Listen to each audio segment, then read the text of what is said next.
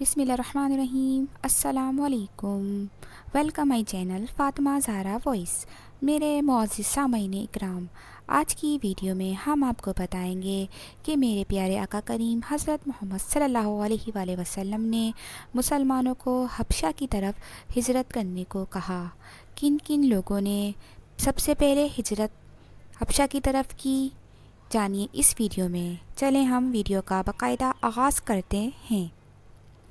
جب نبی کریم صلی اللہ علیہ وآلہ وسلم نے محسوس فرمایا کہ قریش مکہ مسلمانوں کو بے تحاشا تکالیف پہنچا رہے ہیں اور مسلمانوں میں ابھی اتنی طاقت نہیں کہ وہ اس بارے میں کچھ کہہ سکیں، چنانچہ آپ صلی اللہ علیہ وآلہ وسلم نے مسلمانوں سے فرمایا کہ تم لوگ روئے زمین پر ادھر ادھر پھیل جاؤ، اللہ تعالیٰ پھر تمہیں ایک جگہ جمع فرما دے گا۔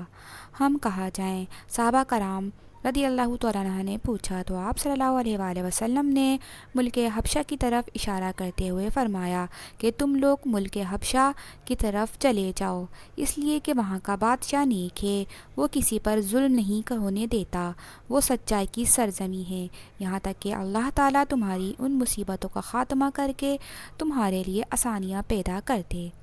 حدیث میں آتا ہے کہ جو شخص اپنے دین کو بچانے کے لیے ادھر سے ادھر کہیں گیا، چاہے وہ ایک بالشت ہی چلا، اس کے لیے جنت واجب کر دی جاتی ہے۔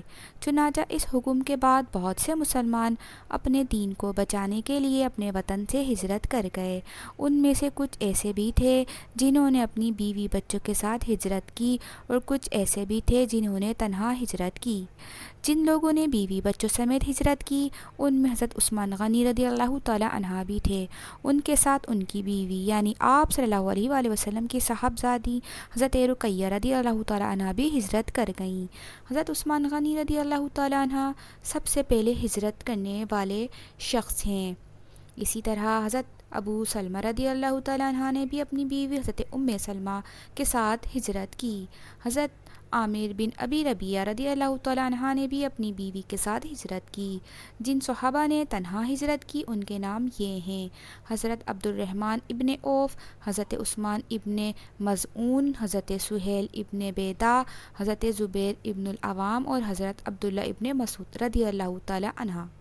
کفار کو جب ان کی ہجرت کا پتہ چلا تو وہ تعاقب میں دوڑے، لیکن اس وقت تک یہ حضرات بحری جہاز پر سوار ہو چکے تھے۔ وہ جہاز تاجروں کے تھے۔ اس طرح یہ حضرات حبشہ پہنچنے میں کامیاب ہو گئے۔ کچھ عرصے بعد ان لوگوں نے ایک غلط خبر سنی، وہ یہ تھی کہ تمام قریش مکہ مسلمان ہو گئے ہیں۔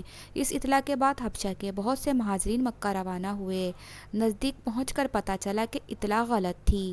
اب انہوں نے حبشہ جانا مناسب نہ سمجھا اور کسی نہ کسی کی پناہ حاصل کر کے مکہ میں داخل ہو گئے۔ پناہ حاصل کرنے والے ان مہاجرین نے جب اپنے مسلمان بھائیوں پر اسی طرح بلکہ پہلے سے بھی زیادہ ظلم و ستم دیکھا تو انہیں یہ گوارا نہ ہوا کہ ہم پناہ کی وجہ سے اس ظلم سے محفوظ رہیں، لہٰذا انہوں نے اپنی پناہ لوٹا دی اور کہا کہ اپنے بھائیوں کے ساتھ سامعین کرام اس سے اگلے واقعات آپ ہماری اگلی ویڈیو میں ضرور ملاحظہ کیجیے گا۔ جب تک کے لیے اللہ حافظ، شکریہ۔